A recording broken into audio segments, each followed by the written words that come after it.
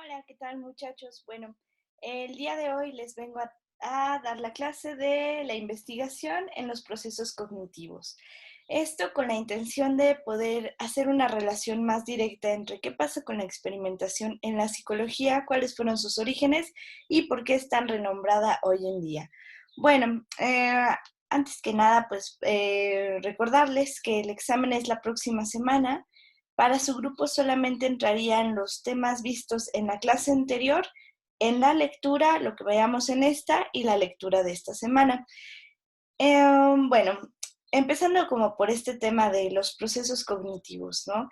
Como recordarán, en la clase pasada hablábamos un poco sobre qué es lo que hace, ¿no?, al ser humano ser humano. Em, Se trató de hacer esta comparación entre cuestiones anatómicas, entre cuestiones fisiológicas, y resulta que más que por cómo se configura el cerebro, ¿no?, porque se ha demostrado con otros seres vivos como el delfín, como los ratones, que el funcionamiento cerebral no es tan diferente al funcionamiento cerebral humano. Entonces, lo que fue diferente es en el cómo utilizamos estos recursos anatómicos y fisiológicos y cómo se genera todo un funcionamiento diferente en cuanto a procesos en el ser humano, a diferencia de otros animales. Entonces, la psicología empezó a tomar muchísima atención a justamente estos procesos cognitivos como aquello que nos hace ser humanos, ¿no? Como que procesos y como que cognitivos. Proceso quiere decir una serie de pasos, ¿no? Y cognitivo tiene que ver con la mente, tiene que ver con las cuestiones mentales, el pensamiento, ¿no? Entonces, todo esto pues se resume, ¿no? Hay quienes hacen más divisiones, hay quienes hacen menos de los procesos cognitivos, pero bueno, lo que se determinó como proceso cognitivo y lo que está como establecido como tal es el proceso de memoria, el proceso de conciencia. Aquí vale la pena hacer la distinción, no estamos hablando de una conciencia como la plantea el psicoanálisis de inconsciente y consciente, sino aquí estamos hablando de conciencia, que incluso se escribe en diferente, en el sentido de estado de alerta, ¿no? Estar despierto. Eso es lo que se va a entender en estos términos como conciencia. La capacidad de lenguaje, las praxias, que en otra forma de decir praxia es movimiento, ¿no? La capacidad motriz, eh, el aprendizaje como tal, ¿no? Existen muchísimas teorías del aprendizaje. Me parece que para estas alturas ustedes ya tuvieron la clase de teorías del aprendizaje. La atención, la percepción y los procesos ejecutivos o los procesos mayores, ¿no? También como se les suele decir. En esta clase, ¿no?, el objetivo es darles un pequeño resumen de estos temas que ustedes ya deberían de tener ciertas nociones, ya los han de haber escuchado en algún momento, y poder hacer la relación de cómo se utilizan estos procesos mentales, ¿no?, procesos cognitivos, en relación a la experimentación en psicología. Entonces, en cuanto a memoria, pues nosotros sabemos que tenemos dos tipos de memoria: todo lo que tiene que ver memoria a corto plazo, que es la información que obtenemos del momento y que podemos reevocar de manera inmediata, ¿no? Esto quiere decir que te puedes acordar en cuanto a memoria a corto plazo cierta cantidad de números, ¿no? Por ejemplo, que te dicen, acuérdate de esta mitad del número telefónico y yo me acuerdo de esta otra. Y entonces puedes hacer un proceso de evocación inmediato. Cuando estamos hablando de memoria a largo plazo, ya tiene que ver con tiempos estipulados en cuanto a la recuperación de cuando se obtuvo la información a cuando se vuelve a evocar, son periodos más largos. Por ejemplo, ¿qué comiste ayer?, ¿no? Por ejemplo, tu cumpleaños, por ejemplo, el cumpleaños de tu mamá, por ejemplo, cuántos años tienes, ese tipo de cosas, ¿no?, que necesitan evocación a un tiempo, un plazo de tiempo mayor, ¿no? Y se tiene su estudio respecto a qué es lo que hace el hecho de que podamos mantener la memoria a corto plazo y después convertirla a largo plazo. Dentro de los mayores estudios que se han hecho, la mayor conclusión a la que se ha llegado es que tiene que ver con un componente emocional, ¿no? Solemos recordar cosas que están unidas a cuestiones emocionales más fácil que las cuestiones que no tienen un involucramiento emocional. ¿A qué me refiero? Es más fácil acordarte de las cosas que te producen asco, que te que te produjeron o te producen miedo, que te producen alegría, que te producen tristeza, que te producen enojo, ¿no? Es mucho más sencillo que estos eventos, ya sea por situaciones que resultan ser al mismo tiempo o el resultado de la emoción, suelen ser más fáciles en ese sentido, ¿no? Por otro lado, tenemos a la conciencia. La conciencia tiene que ver con estas cuestiones del sistema nervioso central, ¿no? El estado de alerta, respuesta pupilar, respuesta en cuanto a cómo funcionan los nervios, ¿no? Esta idea de cuando eh, le hacen al bebé el reflejo platingado y que el bebé reacciona, eso quiere decir que está consciente, ¿no? Porque el estado de alerta está ahí, ¿no? La capacidad que tienes para reaccionar, ¿no? Esto de el reflejo que te hacen en la rodilla y que la rodilla se mueva, las cuestiones en donde si sientes caliente que quitas la mano, es lo que se consideraría en ese sentido, ¿no? Y creo que aquí les anoté otra cosa. También la conciencia respecto a conciencia de sí mismo, ¿no?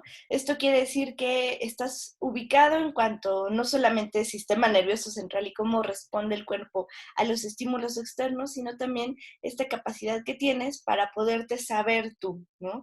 Esto quiere decir que estés orientado en tiempo, en espacio y en persona, ¿no? Conciencia de sí mismo, esto implica esto, ¿no? En estos términos. En espacio, que sepas el lugar en el que estás, ¿no? En tiempo, que sepas la fecha, ¿no? Más o menos año, mes, si pudieras, incluso día de la semana, incluso día del mes. Y en cuanto a persona, que sepas tu nombre, quiénes son tus padres, quiénes son tus hermanos, en dónde vives. Ese tipo de datos se suelen utilizar cuando las personas llegan a presentar un accidente fuerte y llegan a perder la conciencia en ese sentido. Cuando la recuperan, ¿no? Lo que hacen es un examen en sistema nervioso central en cuanto a cómo están los reflejos y en cuanto al sí mismo, ¿no? La conciencia de sí mismo. Entonces le preguntan, ¿sabes quién eres? ¿Sabes en qué día estamos? ¿Quién es el presidente? Digamos, para poder ubicar qué tanto fue la pérdida de conciencia que tuvo la persona ante el incidente, ¿no? Por otro lado, tenemos como funciones cognitivas al lenguaje, ¿no? En el lenguaje vamos a ver que nosotros como seres humanos desarrollamos dos tipos de lenguaje diferente. Uno que tiene que ver con el lenguaje no verbal y otro que tiene que ver con el lenguaje verbal. El lenguaje verbal se va a desarrollar a partir de la comunión con el medio ambiente. Esto quiere decir que a partir de cómo vemos que los papás utilizan el lenguaje y cómo es que nos van introduciendo poco a poco el lenguaje, lo vamos adquiriendo. Y el lenguaje no verbal, ¿no? También se va a empezar a adquirir. eh, lo curioso es que nosotros adquirimos lenguaje no verbal antes que el lenguaje verbal. El bebé es mucho más fácil que empiece a asociar los gestos de mamá, el tono de voz de mamá, con ciertas emocionalidades, ¿no? Y que le van a producir ciertas emocionalidades a él. Por ejemplo, cuando de repente el bebé en un acto de reflejo involuntario sonríe y la mamá se emociona y sonríe con él, el bebé tiene la experiencia de que algo fue diferente. Entonces, ¿qué es lo que va a tratar de hacer? Replicar, ¿no? El gesto. Entonces va a empezar a buscar cómo hacerlo con la boca, ¿no? Y cuando lo logre, va a llamar a mamá y mamá cuando vea la sonrisa va a responder a la sonrisa. De repente, cuando mamá está enojada y gritando por toda la casa, el bebé se va a impactar, se va a impresionar y entonces eso va a generar ciertas respuestas, ¿no? Es curioso porque hay todo un estudio respecto a de dónde salen los gestos universales, ¿no? ¿Cuáles serían los gestos universales? Sí, no, no sé, ¿no? Y la sonrisa y tienen su origen, ¿no? En cuanto a qué nos representa y por qué nosotros de repente tenemos ciertos tipos de consigna que le otorgamos este tipo de gestos, ¿no? Por ejemplo, el sí tiene que ver con bajar la cabeza, un gesto de sumisión, de aceptar. Por eso a veces a personas a las que les cuesta tanto trabajo poder decir que sí, ¿no? Em, el gesto de no implica alejar la cabeza del estímulo. Esto es una respuesta fisiológica que empiezan a presentar los bebés cuando no quieren comer, ¿no? Lo que hacen es alejar la cara, alejar la boca del estímulo, y entonces esto es lo que empieza a evocar a lo que nosotros hoy en día conocemos como el no. Es un rechazo a los estímulos. ¿No? Ahí lo andas esquivando. El gesto, ¿no? De, por ejemplo, no sé, implica encogerse de hombros y mostrar el cuello, ¿no? Quitar las manos en un gesto de indefensión. Es como, no tengo nada que ocultarte, estoy indefenso ante ti, puedes creer en mí. Y el último, que sería el gesto de la sonrisa, tiene que ver con los dientes. Los dientes, al igual que las uñas, ¿no? Hoy en día ya no está tan primitivo el asunto, pero eran artefactos que nos servían para defendernos, ¿no? Si ustedes ven a un niño chiquito, la forma en la que se pelea con otro niño chiquito no es a puños, es a mordidas, ¿no? Entonces, digamos, los dientes van a representar un aspecto agresivo en el desarrollo, ¿no? Digamos, uno se enoja y muestra los dientes. Entonces, ¿qué pasa con la sonrisa? La sonrisa es mostrar este artefacto, bueno, digamos, este atributo, ¿no? Natural que nos permite para defendernos y nos permite agredir en un símbolo de no te voy a agredir, ¿no? Tengo la forma de agredirte, pero no lo voy a hacer. Entonces de repente uno va caminando por la calle y te encuentras a otra persona, se te hace sospechosa y ante la angustia uno le sonríe, ¿no? Así como, hola, ¿qué tal? Y entonces el otro, ante la respuesta, eh, ante el estímulo de la sonrisa del otro, lo que va a tender a hacer, ¿no? Si digamos es una persona que también reacciona ante la agresión del otro, va a sonreír también, ¿no? Entonces ya los dos se pasan así sonriendo, como de, no, no te voy a hacer nada, ¿no? Es una forma de mostrar que somos amigables, ¿no? Es como te enseñan las uñas, ¿no? En un gesto de no te voy a agredir con ellas, ¿no? Es algo similar a lo que pasaría como con los dientes, ¿no? Esto en cuanto al lenguaje no verbal. Uno sabe perfectamente también por gesticulación el estado de ánimo del otro. Hay ciertos tipos de complicaciones que justamente lo que no pueden hacer es entender este lenguaje no verbal. Entonces son el tipo de personas que nos parecen raras, ¿no? Que no entienden de momentos emocionales, no sé, por ejemplo, trastornos como el Asperger, ¿no? El caso que se me viene ahorita a la mente sería el de Sheldon Cooper, cuando de repente no puede entender las situaciones emocionales, no porque no entienda las palabras, sino porque no entiende el lenguaje no verbal. Es una cosa mucho más primitiva que el lenguaje verbal. Bueno, pasando a otro tipo de función cognitiva, nos encontramos con las praxias.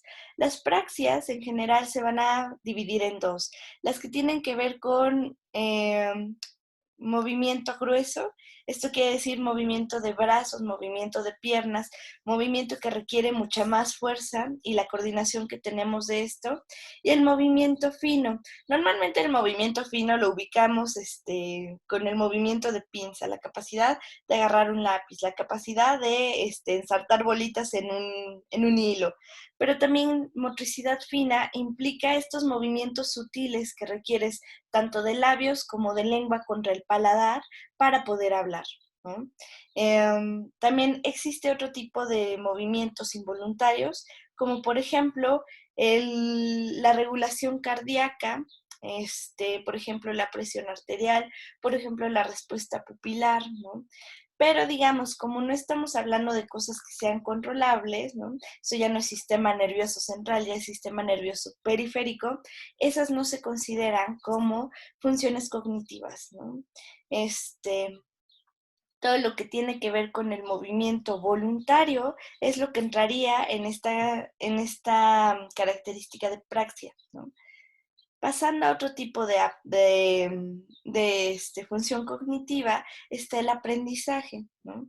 La capacidad de aprendizaje la podríamos dividir en muchos tipos, ¿no? Por ejemplo, toda esta onda del aprendizaje social, de cómo nosotros vamos aprendiendo a partir de que estamos inmersos en un medio cultural, lo que se esperaría para ciertas poblaciones. Por otro lado, tenemos esta idea del aprendizaje vicario, ¿no? Que tiene que ver por observación. Aquí entrarían como todas estas teorías cognitivo-conductual respecto a a cómo nosotros aprendemos a partir de el estímulo, la respuesta que tenemos ante el estímulo y la consecuencia ante esa respuesta, ¿no? Así es como se explica la manera en la que aprendemos, pero hoy en día también podemos hablar de otro tipo de aprendizaje que tiene que ver con lo emocional, ¿no? Digamos, no tiene tanto que ver con la respuesta que obtenemos, sino más bien con la vivencia interna que nos genera esa experiencia y la vivencia interna, ¿no?, que adjudicamos a los otros. Estamos hablando de la fantasía interna, ¿no?, que nos produce, y la fantasía interna que proyectamos al otro, ¿no? Pensar que el otro está enojado, pensar que el otro está feliz, atribuirle cosas, son cosas proyectivas, ¿no? Digamos, en un sentido emocional, el aprendizaje va muy de la mano respecto a cómo es que vamos viviendo las cosas y cómo las vamos interpretando en ese sentido emocional interno, vida emocional, ¿no? Por otro lado, tenemos la atención, ¿no? Que en este sentido, la atención es un estudio muy grande el que se hace respecto a cómo es que ponemos atención. Se ha dividido en dos tipos de atención que tenemos, ¿no? La atención general, que quiere decir nosotros vamos a estar alertas al entorno en general, pero lo que va a hacer la diferencia es que nosotros estamos propensos a poder detectar todos los elementos del entorno en el que nos encontramos, pero vamos a estar más propensos a poner atención a aquellas situaciones que nos pueden producir o peligro o placer, ¿no? Entonces, digamos, uno puede estar en su cuarto, muy tranquilo viendo la computadora, la atención va a estar dirigida hacia la computadora, pero si de repente un libro se cae, ¿no? Lo que vamos a tender a hacer es dirigir la atención hacia allá, entender qué es lo que ha pasado y podemos reenfocar la atención, ¿no? Por otro lado está la atención selectiva. La atención selectiva tiene que ver justamente con esta capacidad de pasar de la atención general a los detalles, ¿no? La capacidad para poder por voluntad decidir a qué poner atención es una de las capacidades cognitivas más grandes que tenemos, ¿no? La dificultad para los niños con TDA es que no pueden pasar de la atención general a la atención selectiva. Eso quiere decir, la atención selectiva está reducida en este tipo de niños y pues lo que produce son muchos estragos, ¿no? Para esto, ¿no? De toda la atención, déjenme, me muevo para que lo puedan ver en el pizarrón. Aquí está. Entonces, estamos hablando de atención selectiva y atención general. Se crearon dos tipos de teorías, existen varias, ¿no? Pero, digamos, las más sonadas y las más conocidas en psicología sería la teoría del foco de luz. Esto lo que quiere decir es que nosotros, ¿no? Tenemos atención como si fuera un foco de luz. Imagínense que cuando nosotros prendemos la luz va a caer directamente sobre un objeto y poco a poco va a empezar a iluminar hacia las orillas hasta que haya un punto en el que los bordes no son alcanzados por la luz, ¿no? Entonces es lo que dice el foco de luz, la teoría del foco de luz. Nosotros vamos a depositar la atención a algo que nos llame la atención, o digamos atención selectiva, y poco a poco vamos a empezar a ampliar el rango de atención. Dependiendo de cuánta capacidad tengamos, ¿no? De cuánto abarque el foco de atención, es lo que podríamos decir una persona que puede estar atenta a su medio. Y por otro lado tenemos la teoría de integración de características y atención guiada. Aquí se borró un poco, pero dice atención guiada. Esto lo que quiere decir es que nosotros tendemos a poner atención a aquellas características que nos son familiares, ¿no? Esto lo que quiere decir es que nosotros estamos más propensos a poner atención en detalles de características que no son familiares, ¿no? Y las características que no están familiarizadas, que no han pasado por el aprendizaje o la experiencia, no van a llamarnos la misma atención, ¿no? Esto está curioso porque así es como explican esta idea de que de repente el niño está aprendiendo de la Segunda Guerra Mundial y a donde sale ve el libro de Hitler, a donde sale en la tele hay un programa sobre Hitler, de la Segunda Guerra Mundial. Y entonces el niño se queda con esta noción de, wow, ¿no? De repente el mundo entero empezó a hablar de eso que yo estoy conociendo, cuando realmente es algo que, digamos, está en el conocimiento general, no es que el universo esté conspirando para que al niño le lleguen todas estas señales de Hitler, ¿no? Sino más bien como es lo que estaba aprendiendo, ahora sí su campo de atención está dotado para poner atención en esos detalles, ¿no? Por ejemplo, alguien que esté estudiando música por primera vez y está aprendiendo de los acordes y está aprendiendo de las melodías y de cómo van las progresiones rítmicas, de repente se da cuenta que música hay en todo, ¿no? Incluso cuando uno está cortando ahí con la tabla de picar, encuentra música. De repente que la gotita que está goteando en la llave de la regadera, encuentra música. De repente va por la calle y encuentra el ritmo de cuando va caminando, ¿no? Digamos, eso es lo que tiene que ver con esta teoría de que nosotros vamos a poner atención solamente a las cosas que nos son familiares. Y una vez que son familiares, podemos empezarlas a notar en otros ámbitos, ¿no? Bueno, después tendríamos a la percepción, ¿no? Para nosotros poder hablar de percepción, vale la pena entender la diferencia entre sensación y percepción. La sensación entra aquí porque la sensación tiene que ver más bien con cuestiones del sistema nervioso central. ¿Cuál sería la diferencia principal entre sensación y percepción? La sensación tiene que ver con el cómo recibimos información y la percepción en cómo la interpretamos, ¿no? Esto quiere decir que, por ejemplo, uno puede tener fallas o en la sensación o en la percepción. Fallas en la sensación sería, por ejemplo, no notar estímulos, sería, por ejemplo, no sentir, ¿no? No sentir con la piel en ciertas regiones, no detectar el estímulo, es una falla sensorial. La interpretación, ¿no? Cuando la falla está en la interpretación, entonces estamos hablando de la falla está en la percepción. Por ejemplo, el niño que detecta que viene el balón hacia él, pero cuando trata de coordinar, ¿no? Cachar el balón y falla, ¿no? Porque se le fue chueca la mano y le termina pegando el balón, es una falla en la percepción, porque no supo interpretar, ¿no? La velocidad, a pesar de que sí detectó el estímulo balón y que se estaba moviendo, ¿no?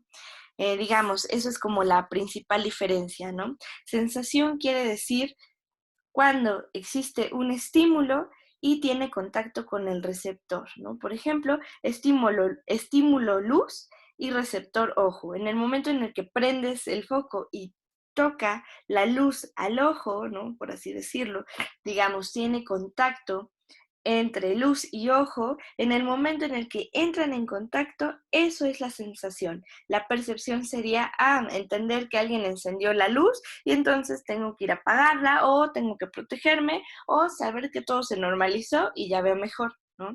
Digamos, una cosa es recibir información y otra cosa es entender qué es lo que está pasando con esa información. Aquí se lo subrayé el tema de la percepción porque me interesa que ustedes lo estudien. La lectura que les voy a dejar esta semana justamente es de la percepción, ¿no? Entonces va a ser un capítulo del libro Gross.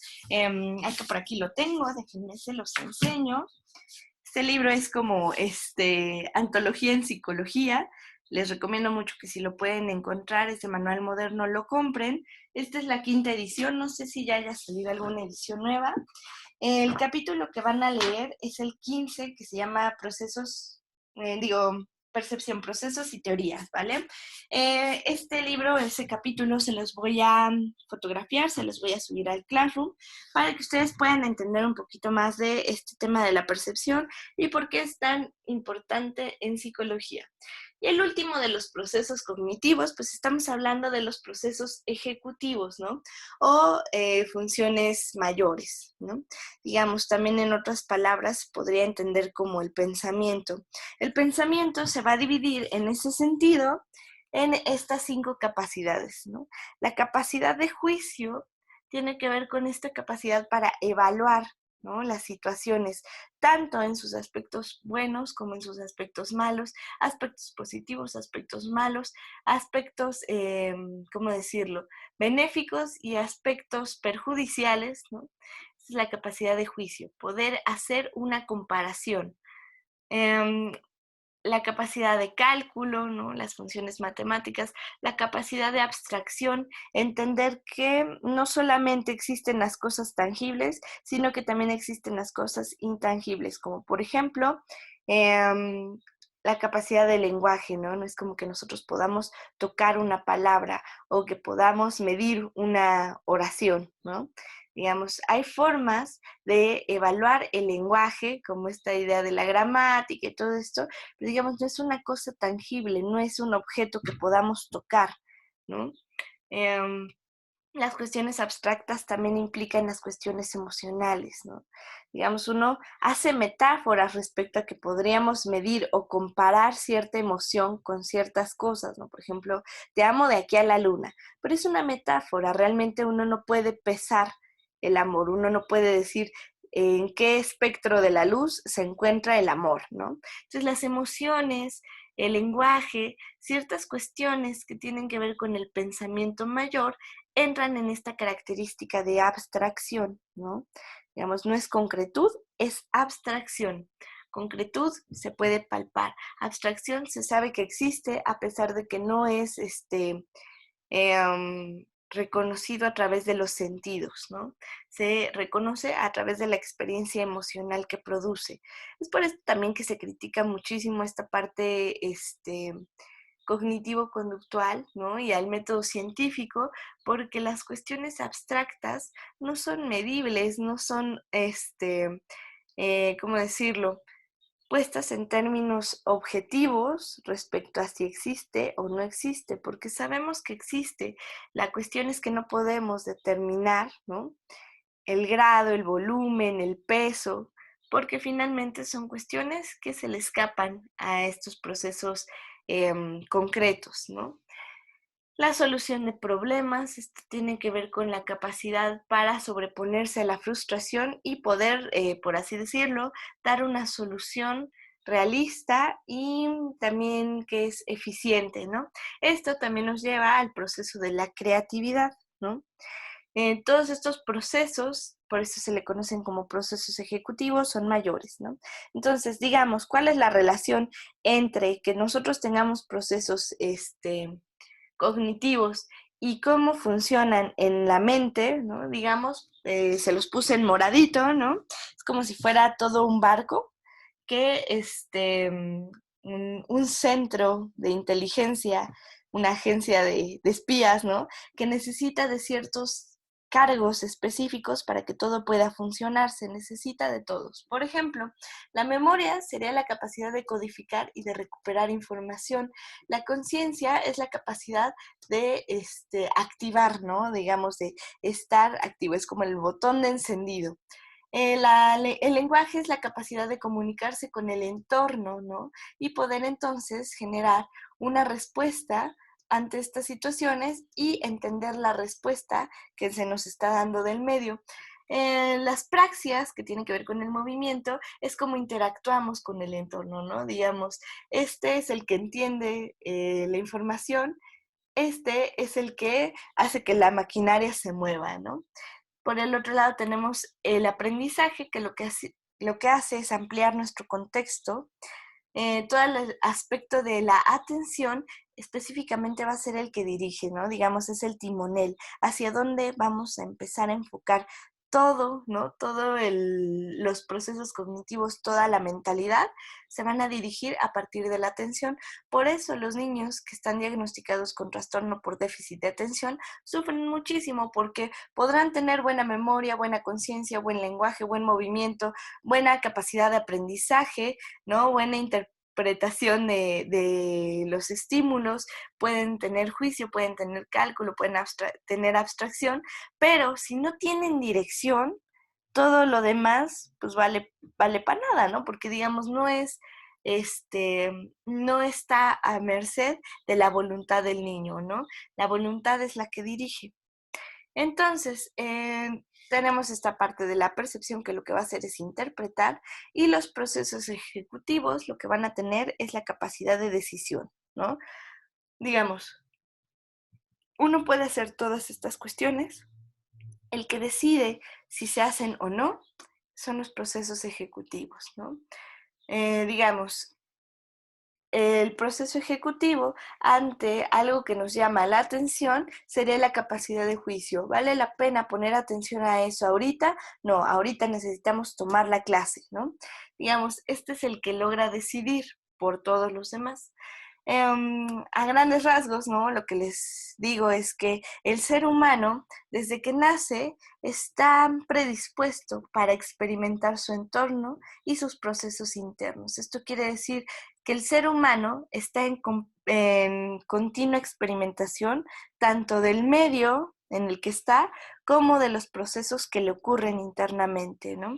¿Qué es lo que pasa afuera y qué es lo que pasa adentro? ¿Qué es lo que siento adentro? Tanto en las cuestiones de sensación, ¿no?, interna, como la memoria interna, memoria en cuanto a saber que uno cuando se siente de tal forma física es porque está triste, saber que, por ejemplo,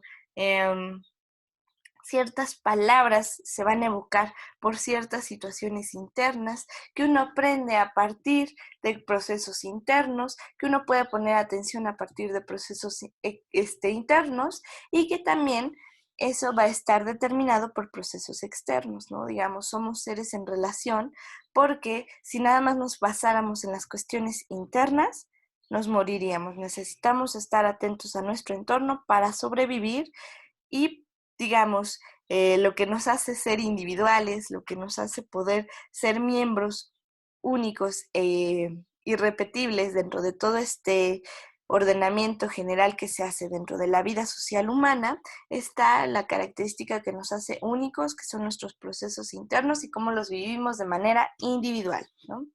Y bueno, todo esto, ¿no?, se va a esta característica de la psicología, en donde a partir de todas estas funciones cognitivas se pudo llegar a hacer pruebas para medir cada una de las funciones cognitivas. Las pruebas, ¿no?, se van a dividir en dos tipos. Las pruebas médicas, ¿no?, que son estas pruebas que nos permiten, que le permiten a los médicos generales determinar cómo está la capacidad en cuanto a procesos mentales, sistema nervioso principalmente, y las pruebas psicométricas, que son las que utilizamos nosotros los psicólogos. Las pruebas psicométricas son lo que nos permite hacer pruebas para evaluar la personalidad, pruebas que nos permiten evaluar la inteligencia, pruebas que nos permiten evaluar la motricidad, ¿no? Y todas estas cuestiones que tienen que ver justamente con el pensamiento.